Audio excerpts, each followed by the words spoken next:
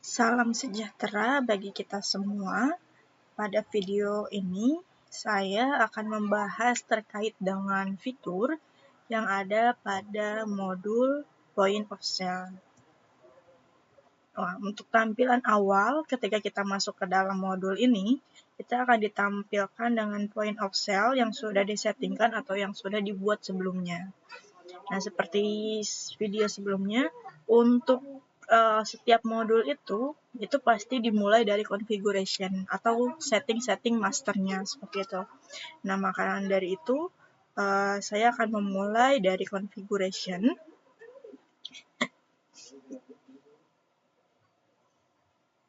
Kemudian setting.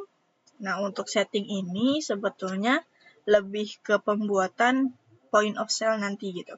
Kalau misalkan ada penambahan point of sale, kita bisa new shop atau kita bisa buatkan juga di point of sale di sini. Ini tergantung kebutuhan juga. Nah, untuk misalkan restoran atau rumah makan, kita bisa checklist untuk bar resto atau restorannya ini. Kemudian di sisi configuration juga ada payment method. Payment method ini kita bisa create juga, misalkan ada tambahan bank gitu, atau misalkan ada bank BCA, bank BNI, atau bank Mandiri, kita bisa tambahkan di sini. Jadi nanti untuk payment method ini juga bisa kita settingkan di setting atau di setting dari si point of sale ini di fitur payment. Nah, ini nanti kita bisa masukkan di sini. Kemudian untuk configuration, di sini kita bisa setting untuk POS product categories. Di sini bisa kita settingkan apapun. Di sini saya ada contoh makanan, mungkin nanti ada minuman, mungkin nanti ada makanan ringan dan lain sebagainya. Ini hanya contoh. Setelah itu, untuk setting selanjutnya itu ada di sisi order. Di sisi order ini, yang pertama untuk post produk kategori ini bisa dipakai di mana? Nah, kita bisa lihat di sini. Preparation display, kemudian configure. Nah, di sini untuk produk kategorinya ini bisa kita pilih di sini. Kemudian untuk produk kategori ini kita bisa gunakan juga di produk. Ini saya contohkan. Di sisi sebelah sini. Nah, untuk produk yang dijual di POS ini harus dicecklist available in POS-nya. Kemudian untuk kategorinya apa, kita bisa masukkan di sini. Ini sudah untuk POS produk kategori ini dipakai di mana saja. Nah, kemudian di sini ada floor plans atau point of sale yang kita gunakan untuk restoran gitu.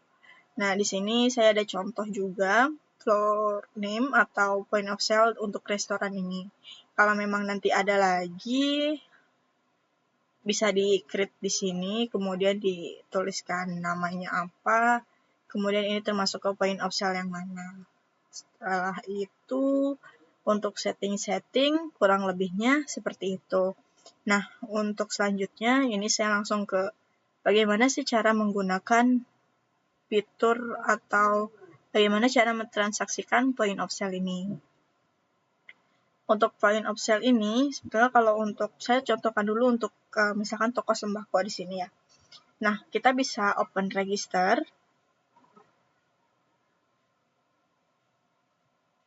Nah, kemudian di sini ada opening cash control atau ketika toko, bisa ibaratkan toko itu kan pertama kali membuka itu pasti ada uang receh ya. Ketika nanti mungkin ada pembeli pertama kan itu untuk kembalian atau untuk keperluan lain-lain. Makanya di sini ada opening cash. Sedangkan opening cash ini, kenapa di sini langsung terisi 73.000? Nah, untuk 73.000 ini adalah hasil uang closingan di hari sebelumnya. Seperti itu. Nah, misalkan oke, ada nih untuk 73.000 ini hasil closingan sebelumnya, ini bisa kita simpan di kasir. Nah, kemudian kita bisa open session. Misalkan kita jual beras, minyak goreng, telur seperti ini, kemudian kita bisa payment. Kemudian untuk bayarnya misalkan pakai cash. Nah, untuk pakai cash ini seperti ini. Atau misalkan ada salah satu customer yang gimana kalau misalkan pembayarannya itu di split, saya hanya ada cash 50.000 misalkan. Nah, kita bisa split seperti ini. Misalkan untuk cashnya 50.000, kemudian untuk bank itu sebanyak sisanya atau secara transfer lah gitu ya. Kemudian kita bisa validate di sini. Sudah. Jika ada order baru atau ada pembeli baru, bisa new order. Ini kembali ke halaman sebelumnya.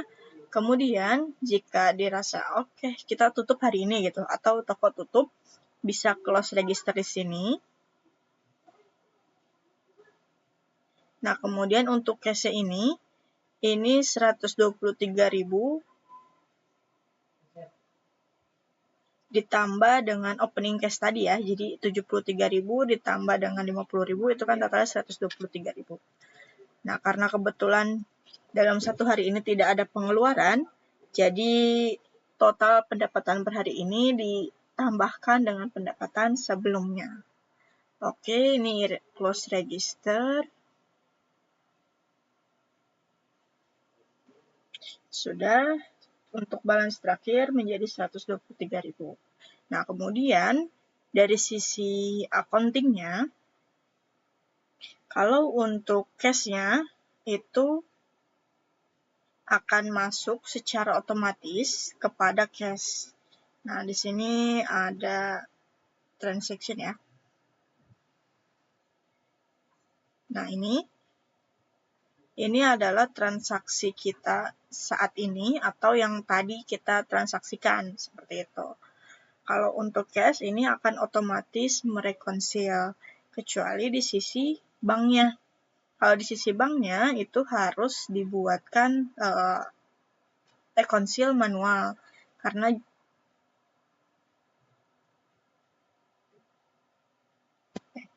bank ini bukan sebagai pembayaran utamanya, jadi kita harus merekonsil manual atau create transaksinya secara manual.